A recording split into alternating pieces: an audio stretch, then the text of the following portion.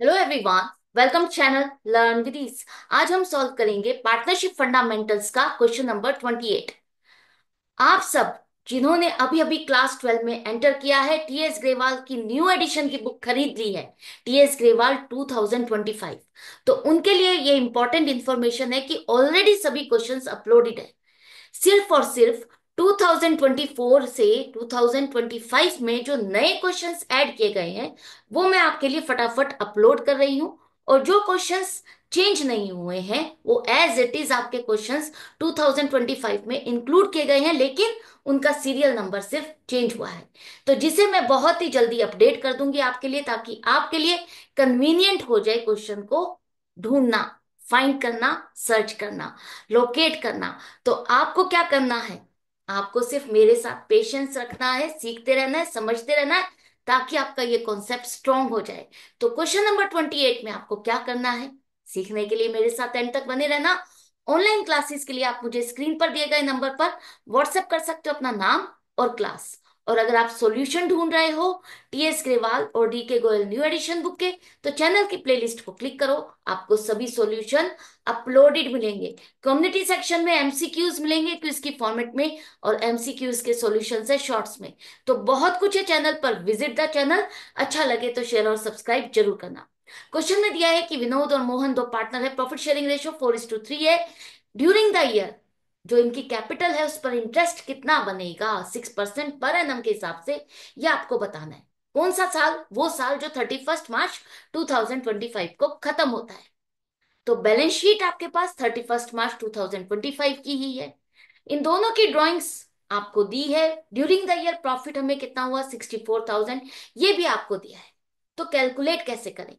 सबसे पहले आपको ये समझना जरूरी है कि हमें इंटरेस्ट जो कैलकुलेट करना है वो कौन सी कैपिटल पर करना है, ओपनिंग पर या क्लोजिंग पर।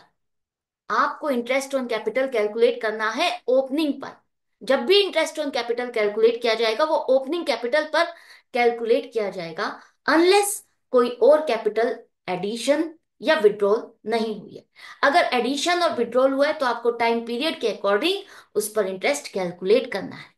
हमारे पास क्वेश्चन में क्लोजिंग कैपिटल है, ओपनिंग नहीं है। तो ओपनिंग तक पहुंचने के लिए आपको क्या करना होगा?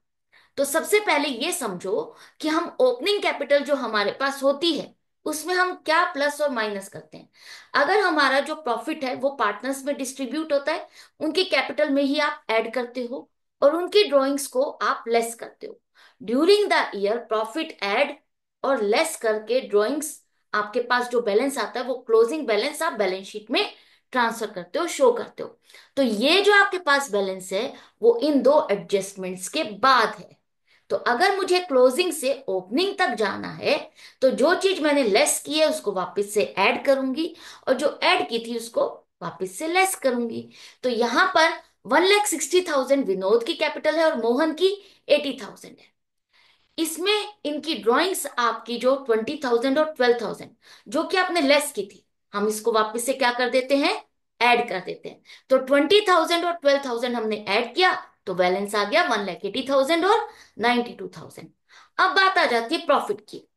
प्रॉफिट हमें पूरे साल में हुआ है 64,000 का, और जो बैलेंस शीट है उसमें 36,000 का प्रॉफिट दिखाया गया है, profit and loss appropriation account का बैलेंस दिखाया है। इसका मतलब ये जो हिस्सा है प्रॉफिट का डिस्ट्रीब्यूट नहीं हुआ। 64,000 में से आपको ये तो पता है ना, जितना भी प्रॉफिट होता है उसे हम एप्रोप्रिएशन अकाउंट में ट्रांसफर करते हैं और उसे हम पार्टनर्स में डिस्ट्रीब्यूट करते हैं अपने अग्रीमेंट के अकॉर्डिंग।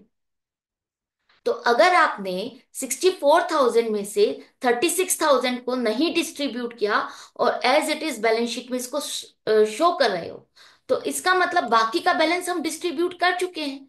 28,000 का जो आपका प्रॉफिट का बैलेंस है वो आप डिस्ट्रीब्यूट कर चुके हो।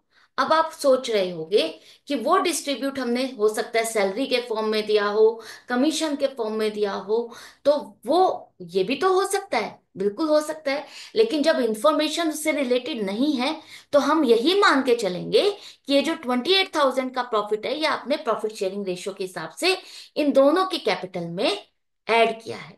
तो जितना जितना हिस्सा इन दोनों का बना 4:3 के हिसाब से हमने इनकी कैपिटल में ऐड किया था, तभी हमारे पास क्लोजिंग बैलेंस ये आया था। तो हम इस प्रॉफिट को लेस कर देंगे ताकि हम अपने ओपनिंग बैलेंस तक पहुंच जाए। तो आपका ओपनिंग बैलेंस आ गया 1,64,000 और 80,000। यही बैलेंस चाहिए था इंटरेस्ट ऑन कैपिटल कैलकुलेट करने के लिए। अब आपके दिमाग में एक और डाउट है, क्या हमने इंटरेस्ट ऑन कैपिटल इसमें नहीं ऐड किया था? नहीं किया, क्योंकि अभी आपसे कैलकुलेट करने के लिए कहा है। अभी इसमें ये नहीं लिखा कि ऑलरेडी हम दे चुके हैं। तो इसका मतलब सिर्फ आपसे कैलकुलेशन पूछी है। आपको ये पता होना चाहिए कि हम कौन से अमाउंट पर कैलकुलेट करेंगे। तो 1,64,000 आपके विनोद की कैपिटल, जिस पर हम 6% पर एनम के हिसाब से, पर एनम का मतलब रेट जो ये दिया है आपको टाइम पीरियड के अकॉर्डिंग कैलकुलेट करना है। तो ये कैपिटल आपकी 1 अप्रैल से 31 मार्च तक एज इट इज है। तो आप इसका इंटरेस्ट कैलकुलेट करोगे पूरे साल का, 9,840 रुपीज आएगा। इसी तरह से मोहन की कैपिटल 80,000, जिस पर 6% के हिसाब से 4,800 बनेगा। तो ये क्वेश्चन मैं आपसे पूछा था, आपको किस तरह से प्रेजेंट करना है, सॉल्व करना है, आई होप समझ में आ गया। इसी तरह से आपको प्रेजेंट करना है।